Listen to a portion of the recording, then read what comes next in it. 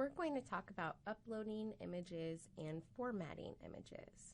So we're going to just create a basic web page here so that we can get to the content editor. And we're going to upload an image.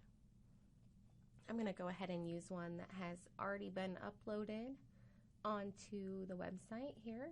If I can find one, we'll use this one.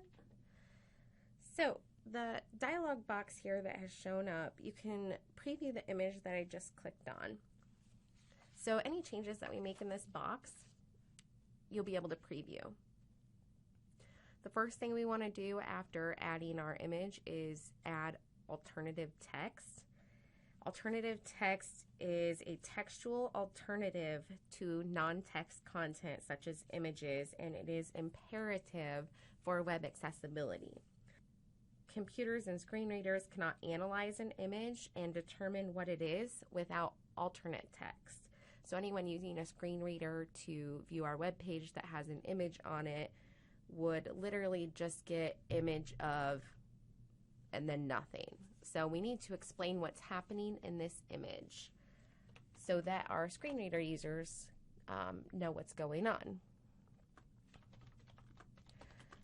So I actually have no idea what's going on in this image, but I'm just summarizing here. We've got some obvious 4-H youth working on some sort of project.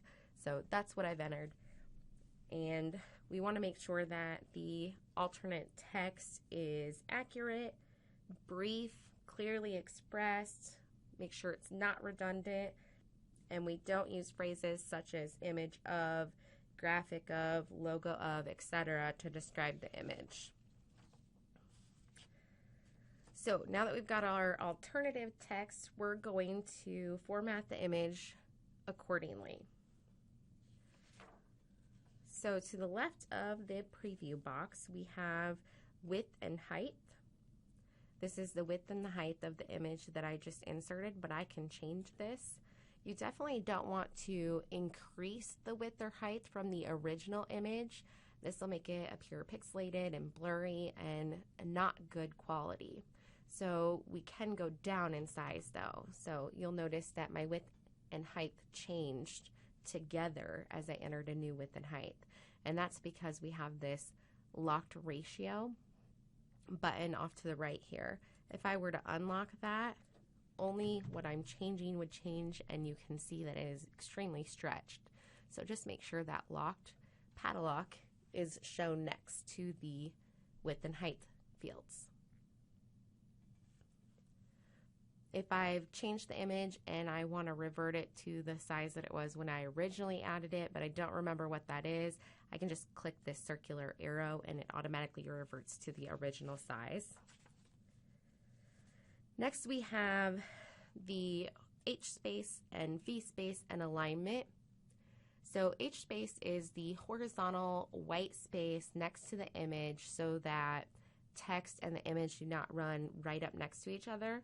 So anytime you align an image with text to the left or to the right, you're going to want to make sure that you add at least 5 for H space and V space to make sure that they're not overlapping or butting up next to each other. It just makes it look a lot better. And you'll notice when we were making those changes, it actually changed in the preview box as well. So the last function in the image properties dialog box is the link, which you can click on at the top. If I want to link this image to somewhere else or something else, I can enter the URL into this box. I can change the target, leaving it as a default, opens it in the same window that it's in. If I want it to open in a new window, I'll just select New Window Blank and click OK. If your image doesn't look right after you've saved your page, you'll want to go in and edit the page again and select Input Format, which is just below the body, and select Full HTML. This allows more code. So sometimes when we add or edit or format things within our body, it gets stripped out on the filtered HTML. So we'll need to go in and change it to full HTML so that it looks correct. Once you're done adjusting your image and your body text on your page, click Save, and you'll see your image formatting take effect.